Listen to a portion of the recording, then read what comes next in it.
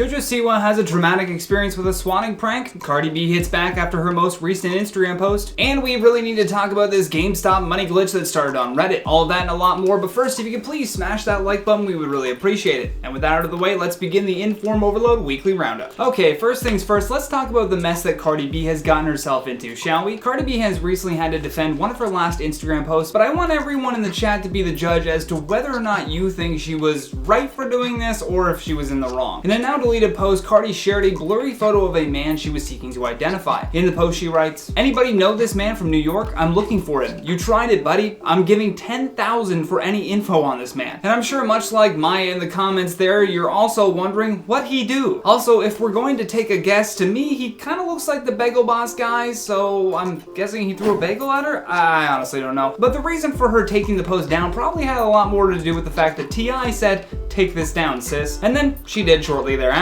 However, she did clear up why she posted the photo and offered 10 grand for the information on that guy. In the tweet defending her post, she said, "I'm not putting a bounty, just want some info, and if I did, this man put a gun on somebody's head, robbed them, and kept him hostage." Which is a terrifying accusation to make as well. And for now though, these are all of the details that we have on this story. So with that, I'm going to send it over to Jared for some science news.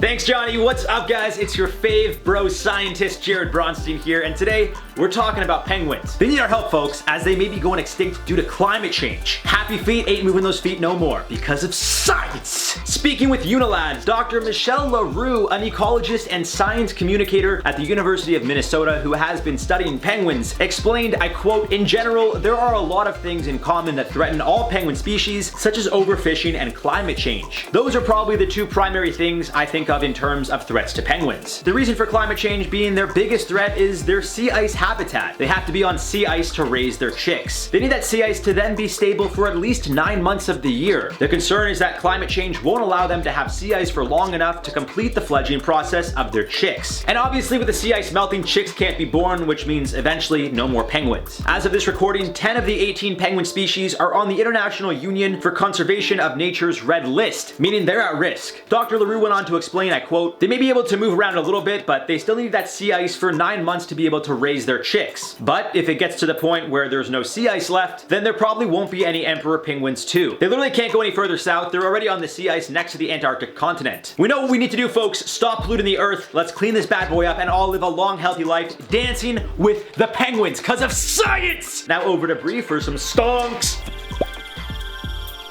Thanks, Jared. So this week, a number of people have been making some major stonks after investing in GameStop. GameStop, the gaming and electronics retailer, has been seeing an unusual rise in stock prices recently, and it's so out of the blue that it's been memed. The stonks meme has everyone digging through their pockets for some extra change, and it's got some people scratching their heads. Some have jumped on the bandwagon, and those like me who can't afford to buy stocks are just watching from the sidelines as other people get rich. But how did this even happen? I mean, GameStop has been having a hard time lately as they were forced to close a bunch of stores during the pandemic and were close to bankruptcy. Well, this boost is all thanks to a very dedicated group of Redditors who banded together to inflate GameStop's stock price. The Reddit group r/Wall Street Bets came together to buy a bunch of stock in the company, which earlier this month was selling for less than $20 a share, and in turn boosted the company's stock up 1,000%. As for why they decided to buy GameStop of all things, well, it was an effort to make a massive profit for themselves and therefore beat out those who were betting against the failing company. Now, since this started taking off, the Reddit group caught the attention of Elon Musk, CEO of SpaceX, Tesla. He found this stock inflation scheme interesting, I guess, probably because rich people find money entertaining or something. Sort of like a telenovela for those with a billion-dollar net worth to enjoy. He shared the link to the Reddit page on his Twitter, boosting the number of members and really just fanning that stock market flame. More people are jumping on the bandwagon here, but it's not just GameStop that is getting some major boosts here. The Reddit group has actually made a list of other companies that they're looking to back in the same way, and currently AMC is riding that wave. Trading on AMC has been frozen as of right now, but there are still a number of other companies like Bed Bath & Beyond, Tootsie Roll, and a few others waiting for their turn to see a massive jump. Now, I'm not saying that you guys should go out and buy stocks right now because that is a gamble in and of itself, but if if you do, then may the odds be ever in your favor. Now over to Johnny for some of that good old feel-good news. Thanks so much for those updates, Bree, and now let's move on to some feel-good news, shall we? As always, I have found you a story that truly warms my heart, and so I hope you enjoy it as well. A 7-year-old boy from North Carolina named Curtis Rogers hasn't gotten to see his babysitter Rachel because of the pandemic. Knowing that her prom had been canceled, he decided to plan a socially distanced prom for her. He set up a dining table outside and planned out the whole thing himself, featuring an afternoon snack for a starter. He even used a pool noodle to maintain his safe distance, which just made it even more adorable. He went on to tell ABC 11, who first covered the story, "I planned it out because Rachel probably wanted to see me a lot. She also was one of the best people I've known." And all of his efforts paid off because Rachel absolutely loved it. She also told ABC 11, "I was kind of like bummed putting my dress on because I was sad I don't get to wear it to my senior prom. After leaving it and having that time with him, because it was the first time I had seen him in 2 months, it was really fun, and I'm really glad that he did that." And we're happy that this pleasant story got some spotlight as well. With that though, let's send it over to the spill zone with Mackenzie.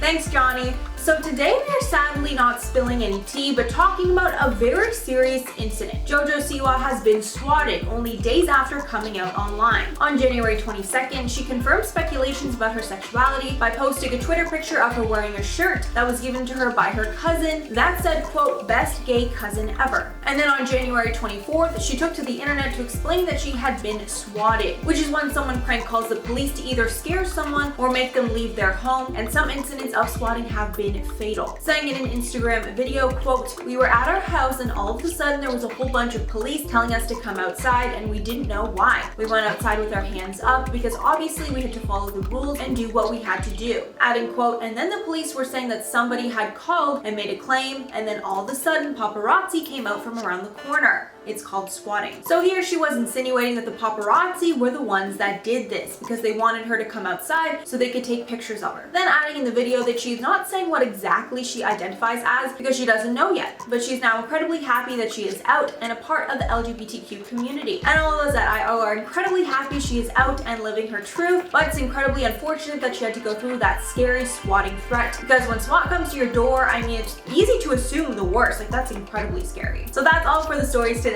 Well folks, that has been today's show, but before we get out of here, let's check out some of your comments from our last weekly roundup. Freya Blight says, "We appreciate all the hard work you all do." Thank you so much, Freya, and we appreciate you watching as well. Entitled Potato says, "Bill Nye, don't know him. The only science I need is Jared." It's the only science we all need. I'm so happy that Jared took that into his own thing with science. RJane17 says, "Y'all are my favorite humans. Thank you for all of your non-stop work. It doesn't go unnoticed." Also, Mackenzie, "I will never call you Mac again." Yes. Very important. Make sure you never call her Mac. Mackenzie. I'll take this one, Mac, though. You take a break. Oh yeah, thank you. Need one. And back to Mac at the studio. Don't call me back. Back to Kenzie at the studio. I prefer, Kenzie or Mackenzie, but I get called Mac kind of a lot. What's that? I've been trying to call you Kenzie, but you don't. Thanks, babe. Appreciate it. Just be like, "Thanks, Mac," and then... Mac? Okay. No, Mackenzie. Oh, no, sorry. I was gonna say... We just had a whole argument about this. I made that mistake. Kiatai says, "Tory Lanez now has a return to sender label on him. Take him back, Canada." Oh, we do not claim him. I don't know him. I'm sorry. Maybe send him to Australia? Yeah, let's do that. Sophia Calpe says, "I'll smash the like button for your gorgeous suit." Oh, well, thank you so much. The suit does deserve a like. And if you're in the chat right now, make sure you spam that like button before this video is over, because that's it. This video is ending right now. So quickly, hit that like button. But for now, friends, that's it. Thank you to Jared Bronstein, Bree Room, Mackenzie Smith, and our editing god, Daniela, for all of our hard work. Stick around for some bloopers. But for now, I've been your host, Johnny Rogers, saying until next time, stay classy, YouTube. They're already on the sea ice next to the Antarctic continent. Right when I said that, he had to bark, eh? GameStop? Nope, not GameStop. GameStop. Cool. Bye-bye. It's the roundup. Let's go. I'm gonna do that again because that sounded really stupid. Thank you so much, Freya. We appreciate...